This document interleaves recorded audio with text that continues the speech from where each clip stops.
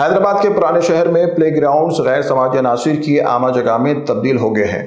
منشیات، گانجا، شراب نوشی کے استعمال کا مرکز بنتے جا رہے ہیں۔ پلے گراؤنڈز غنڈہ عناصر کی بیٹھکوں کے اڈے بن چکے ہیں۔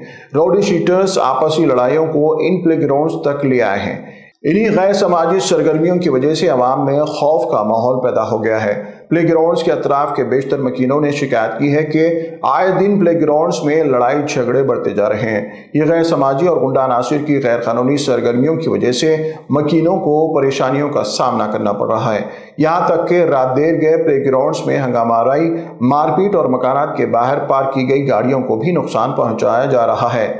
سنتوش نگر، HIG کالونی، عیدی بازار، بابا نگر، رین بازار و دیگر علاقوں کے مکینوں کا کہنا ہے کہ انہیں ہر روز غیر سماجی عناصر کی جانب سے ہراساں کیا جا رہا ہے۔ مقامی عوام نے یہ بھی الزام لگایا ہے کہ بارہا پولیس کو اس کی شکایت کی گئی ہے، لیکن پولیس مبینہ طور پر ان غیر سماجی عناصر کے خلاف کارروائی نہیں کر رہی ہے۔ چنانچہ اس علاقے کے رہائشیوں نے پولیس اور GHMC کے اعلیٰ عہدیداروں سے درخواست کی ہے کہ وہ ان جانب فوری توجہ دیں اور معقول کارروائی کرتے ہوئے ان غیر سماجی عناصر سے علاقے کو پاک کریں۔